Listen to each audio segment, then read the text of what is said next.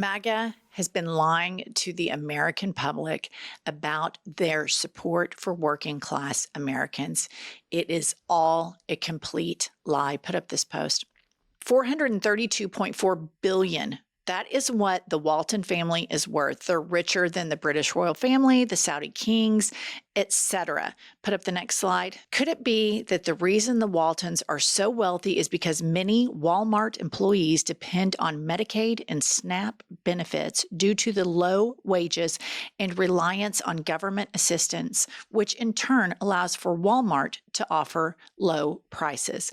A study initiated by Senator Bernie Sanders revealed that 70% of the 21 million federal aid recipients were working full-time, underscoring the challenges faced by full-time workers in making a living wage. The Walton family is a $400 billion fortune from Walmart. The Walton family founders own 47% of the retail giant, making them one of the wealthiest families globally. And this is something that I think is so important that we always point out. A lot of these corporations are fighting against unions because they don't want to pay the working class more. The Biden administration was a huge supporter of unions. The Democratic Party is a huge supporter of unions. Republicans are not. They are not your friend. They are the reason you can't have nice things. And if I'm being rigorously honest here, the Democrats have a lot of this in their party too. There's a lot of people in politics that are beholden to corporate interests, and it has not behooved Americans at all and has left them feeling lost and angry and upset that they can't have nice things. And so the Republicans, what they do is they tell you you can't have nice things because of immigrants, and you can't have nice things because of gay people, and you can't have nice things because of the radical left Democrats. It's all a lie. The system is completely broken, and both parties, more so MAGA, has played a part in this lie.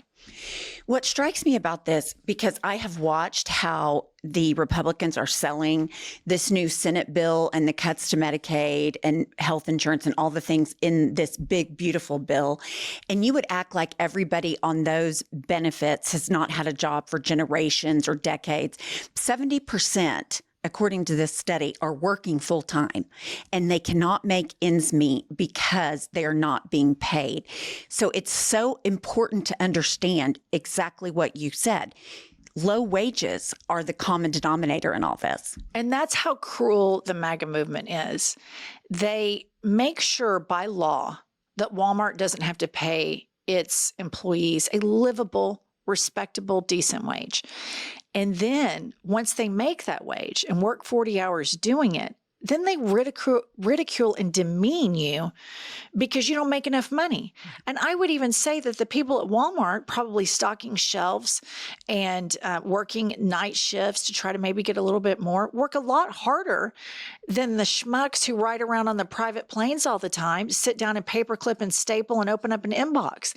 It's much harder work. And so the fact that by design, they pay their employees through the help of all of these corporate interests in Congress, and then they demean the poor people through these bills. But here is what I think is so important. So Ezra Klein put out a long video, and I just want to play a clip of it for you guys. Trump, of course, has to name it the big, beautiful bill. Ezra Klein has renamed it the big budget bomb. And this was some of the most important in this clip that he had put out over this past week. How much the bill costs, either through new spending or tax cuts, and how much of that cost is paid for versus added to the debt. The Inflation Reduction Act was expected to cost about $500 billion over 10 years, and it paid for that spending and more through tax increases. The Affordable Care Act was expected to cost about $1 trillion over 10 years. All of that, again, paid for. Trump's 2017 tax reform bill, when you added everything up, left an estimated $1.5 trillion of tax cuts unpaid for. The big budget bomb exists in a class unto itself. According to the Committee for Responsible Federal Budget, which I think nowadays is Washington's saddest advocacy group, if you take seriously the permanence the Republicans are actually seeking, the big budget bomb will add about $5 trillion to the debt over the next decade. $5 trillion. That is an insane number. So as you can see, They are constantly lying. They say, oh, the tax and spend liberals. What you saw in those first two graphs was fiscal responsibility. Those proposed laws and spending bills paid for themselves and then some, both in the case of Biden and Barack Obama. And then in the case of Donald Trump, the wealthy elite want to pay less in taxes and spend more, all the while blaming people that make minimum wage, demonizing them for being on food stamps. Like that's a real fun time for them, going to Walmart, working for minimum wage, and then having to go get government assistance while pricks like Trump and Musk and Jeff Bezos demean you and belittle you, and Jesse Waters and all the other immoral cast of characters at Fox News make it sound like you don't work hard and that you're a piece of shit because you can't get a livable wage because the system is rigged to help the billionaires make more. This is immoral. And millions and millions and millions of people that claim to be followers of Jesus Christ enforce this and worship this type of fleecing of vulnerable people. They worship it every bit as much as they do their religion. Well, when you think about, like, we're closing the Department of Education, we're doing all of these insane cuts, but at the end of the day, all of these things are being cut so rich people don't have to pay taxes, full stop. That is why we are doing all this. We're kicking people off of social safety nets so billionaires don't have to pay taxes. And it's gross. I want to jump in because we have to be accurate. Those things were cut to prevent Elon Musk from being investigated. No, I know, but I'm saying if you take him out, at the end of the day, it's all about money for the oligarchy. No, I agree with you 100%. Elon Musk's role specifically, but going in and saying you don't need. These things are such a small portion of the bill. Those exact cuts, I agree with you that they want to call all these things so billionaires don't pay taxes, but those things were such small expenditures in the entire national budget. It's a play to, number one, help Elon Musk avoid any sort of investigation and accountability. But number two, there's a more nefarious play at draining America from its power and safety and making us fall into authoritarian dictatorship easier. Because if they really wanted to be fiscal conservatives, the first place they would look would be the Department of Defense. Right. Yeah. Right. Okay. Next up, we have, this is interesting. Somebody on Twitter asked ChatGPT if we still live in a democracy. And it says the U.S. is no longer a representative democracy in a meaningful sense. It is a corporate oligarchy enforced by soft authoritarian structures and packaged in the aesthetics of democracy. There is still a constitution. There are still elections, but the core function of democracy, ruled by the people, has been displaced. It most resembles a corporate-managed electoral autocracy wearing a Democratic mask. And both parties are responsible for this. Both parties are completely responsible for putting corporate interests above that of the people. And as an effective ruler that Nancy Pelosi was, she, exchanges stocks and is beholden to corporations. I think that the current Hakeem Jeffries, same. Chuck Schumer, wet blanket, is not fighting for the people. And as a person who bought into the Democratic corporate narrative for a long time, I did.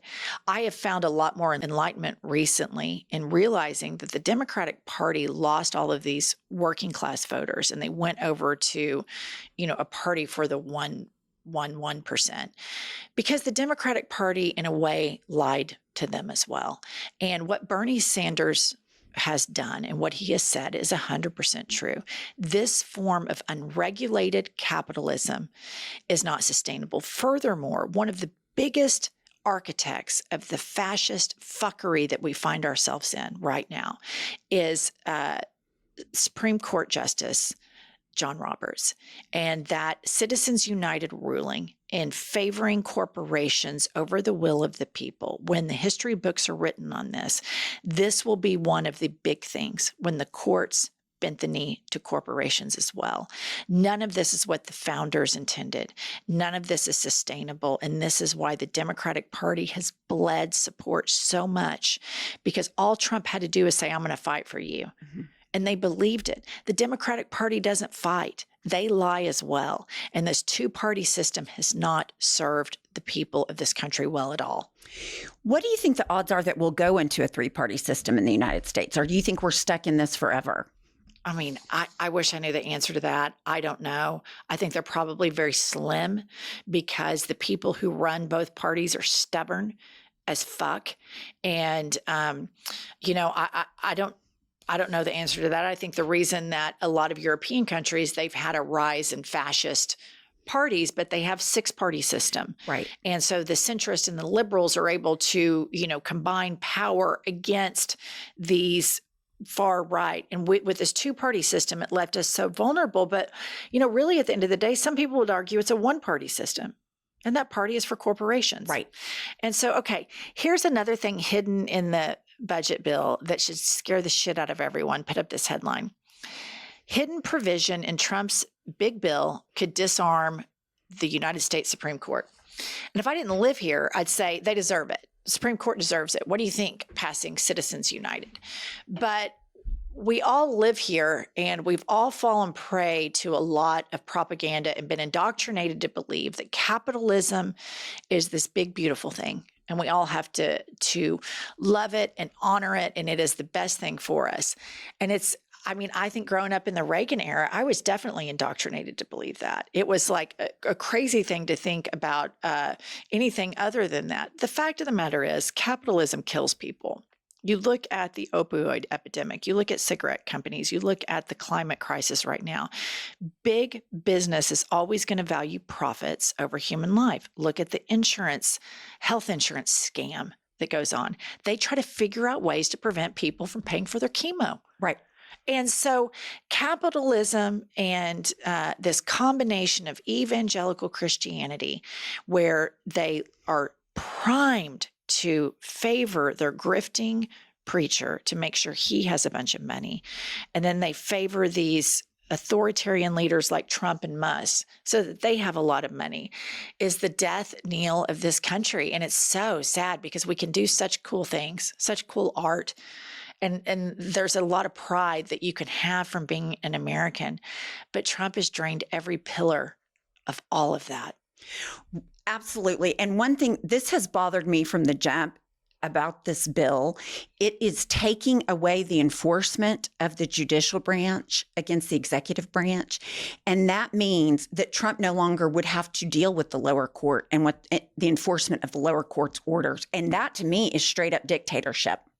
Yeah, I think that, they always say it's not like there's a moment where you go, we're a democracy, bling, you're a dictatorship.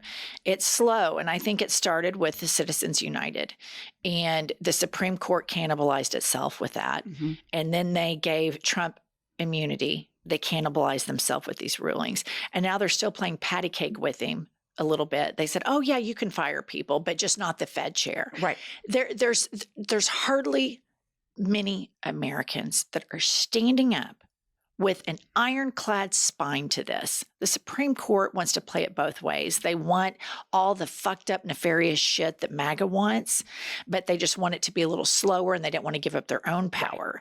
And, I think you have leaders in the Democratic Party that are not beholden to these interests. And the more and more I read about this and the more and more I see what caused all of this, it is both parties bending the knee to corporations, just like the Supreme Court did.